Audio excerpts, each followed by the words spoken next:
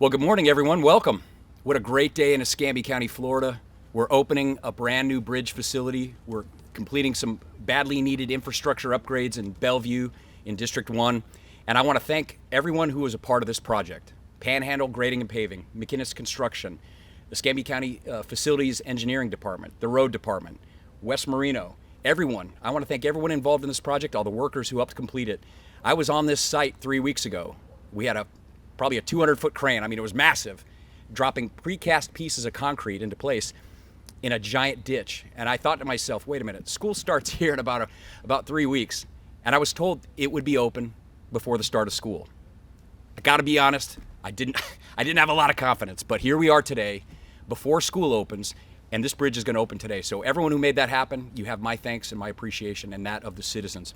So this project is going to be completed in December. It's a $6.5 million project overall. We've got this bridge as a key component of it, and really probably the linchpin component of it. But going all the way from here to Pine Forest Road, we're going to have brand new roadways. We're going to have drainage. We're going to have sidewalks north and south, upgrades on a lot of different things. I believe a new signal at Pine Forest, and this will all be done by December of this year, funded exclusively with local option sales tax. So I want to thank the citizens of Escambia County.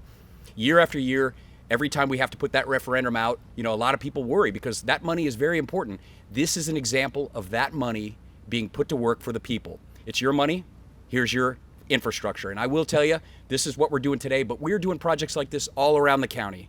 At any given day, any given week, we're cutting the ribbon on a big project. We were supposed to do a big ribbon cutting on a Perdido Bay boat ramp. Unfortunately, the weather precluded us from doing that. But right now, we've got another $6 million project in District 1 that's being worked, a brand new boat launch, 39 acres on southern Perdido Bay. That's coming. We've got dozens of road projects in each member district that are being paid for by local option sales tax and that are underway in the next 6 months. So I want the citizens to know we're using your money wisely. We're being good stewards of it.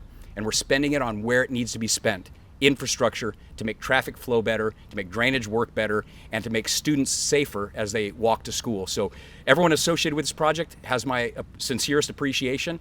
Thank you very much. And I have the pleasure of introducing some dignified dignitaries here today as well. We have our state representative for District 1, Michelle Salzman, is here, and I'd like you to give her a welcome and have her bring some remarks. Welcome, Michelle. Good morning. This is super exciting. I grew up, from 5th grade on, not even a mile, I guess maybe a mile up the road, and I used to walk these streets to Wedgwood Middle is my school I went to. I went to Pine Forest High School, Longleaf Elementary, all right here. I used to walk these streets all the time. There were no sidewalks. There was no lights. It was, I don't know how I survived, but I parked when I was coming up here for this incredibly exciting ribbon cutting. And I was just telling some folks, I just was taken back to a long time ago, and it's so much different now. This infrastructure is so needed. The safety of all of these students and all these families that live around this community, this is so incredibly valuable to them. And seeing this project come to fruition on time, I'm shocked too, Jeff. When I heard it was going to be, I think I texted, it was you that I had asked, I said, are we going to have this done by school starting? Yes, we are. I was like, wow, that's impressive. So kudos to everybody that made this happen, especially you, Jeff, because I know that without your leadership, it wouldn't have taken place. Nobody really thinks about this area unless unless you're from this area. Like nobody even probably knows that there was a bridge that needed to be done, or that we needed sidewalks here. And so having a community leader that actually recognizes that and addresses it is awesome. And of course, our incredible county administrator, which I will never stop giving kudos to because he is so awesome, Wes Marino. So thank you to all of you that made it happen and for having me here today. Absolutely. Thank you for being here.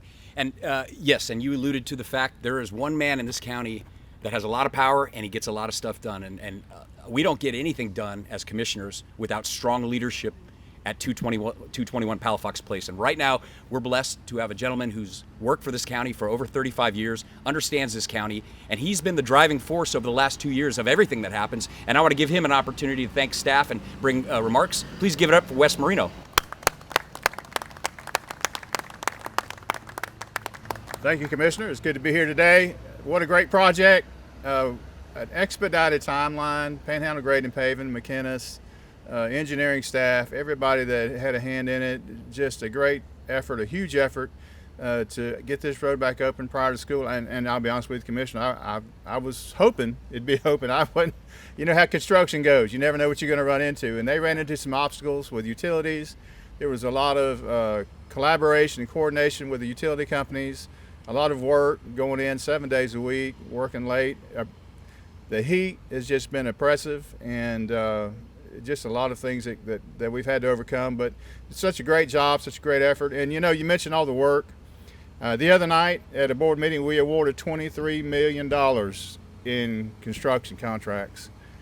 That's almost unheard of here in Escambia County. We used to do $20 million a year and thought we were doing something. We awarded $23 million in one board meeting, and we have more coming. There's the next couple of board meetings, we're going to be awarding even more. So I'm extremely proud of the staff. I'm extremely proud of the effort that they put forward. Everybody plays their role, and you know, we're doing pretty well. And I will tell you, we're doing pretty well because the board is doing pretty well.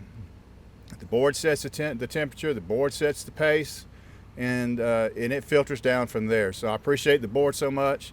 Ms. Salzman has always been very supportive of Escambia County, and she's brought money in to Escambia County through appropriations, and we're greatly appreciative of that.